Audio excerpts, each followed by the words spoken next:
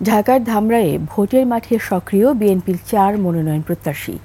সভা সমাবেশ ও কর্মী সমাবেশ করে নিজের অবস্থান জানান দিচ্ছেন তারা। ভোটারদের দিচ্ছেন নানা প্রতিশ্রুতি।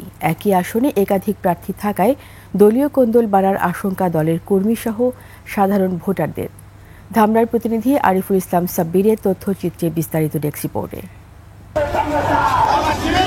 হাসিনা সরকারের পতনের পর ধামরাই রাজনীতির মাঠে ব্যস্ত বিএনপি সহ অন্য দলের নেতাকর্মীরা।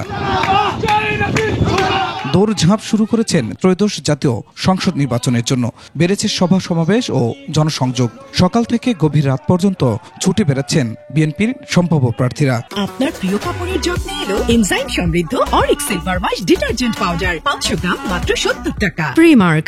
5 আগস্টের পরে আমরা যখন এলাকাতে এসেছি, যখন মানুষের ভিতরে যে স্বতঃস্ফূর্ততা দেখেছি, তাতে আমার মনে হয়েছে যে আমরা যে কোনো সময়, যে কোনো অবস্থায়, যে কোনো পরিস্থিতিতে আমরা নির্বাচনের জন্য শতভাগ প্রস্তুতি আমাদের দলের নেতাকর্মীদের মধ্যে রয়েছে। আজকে 17 বছর বাংলাদেশের মানুষ স্বাধীনভাবে ভোট দিতে পারেনি। এবার যদি ইলেকশন যেটা হবে, সেটাতে যেন মানুষ যেন স্বাধীনভাবে ভোট দিতে পারে। 16টি ইউনিয়ন ও এক পৌরসভা নিয়ে ঢাকা 20 ধামরাই আসন। এখানে দলের মনোনয়ন পেতে দৌড়ঝাঁপ করছেন ধামরাই উপজেলা বিএনপির সভাপতি তমিজউদ্দিন, জেলা যুবদলের সভাপতি ইয়াসিন ফেরদৌস মুরাদ, স্বেচ্ছাসেবক দলের আহ্বায়ক নাজমুল হাসান অভি ও মহিলা দলের সাধারণ সম্পাদক সুলতানা আহমেদ।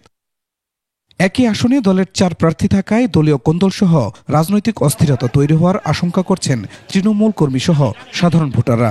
4টা ধারার কারণে আমরা এখন কোথায় যাব, কার কাছে যাব, কে আমাদের হাল ধরবেন, কে আমাদের নেতৃত্ব দেবেন, এটা আমরা বুঝতে পারি না। বিএনপির লোকজন যদি ঐক্যবদ্ধ থাকে, সেক্ষেত্রে সামনে নির্বাচনের জন্য অনেক ভালো, অনেক পজিটিভ। প্রার্থী অনেক, আমাদের মাঝে অনেক বিভক্ত হয়ে গেছি আমরা। এখন আমরা কি করব আমরা নিজেরাই বুঝতে পারছি। তবে নেতারা বলছেন, একাধিক প্রার্থী থাকলেও দল যাকে মনোনয়ন দেবে তার পক্ষেই কাজ করবে সবাই। এখানে ধানের শীষকে জয়যুক্ত করার জন্য এখানে যত ধরনের কাজ করতে হয় সেটাই আমি করব। এখানে আমার ব্যক্তিগত চাওয়া পাওয়ার এখানে কোনো মূল্য নাই। আমি একটা দলের আদর্শকে ধারণ করে রাজনীতি করি। জনগণ তার ভোট দেবে, যাকে খুশি তাকে দেবে। জনগণের ভোটে যিনি নির্বাচিত হবেন উনি ক্ষমতায় যাবেন জনগণের সেবা করার জন্য। সবকিছু ছাপিয়ে সব দলের অংশগ্রহণে সুষ্ঠু নির্বাচনের প্রত্যাশা সবার।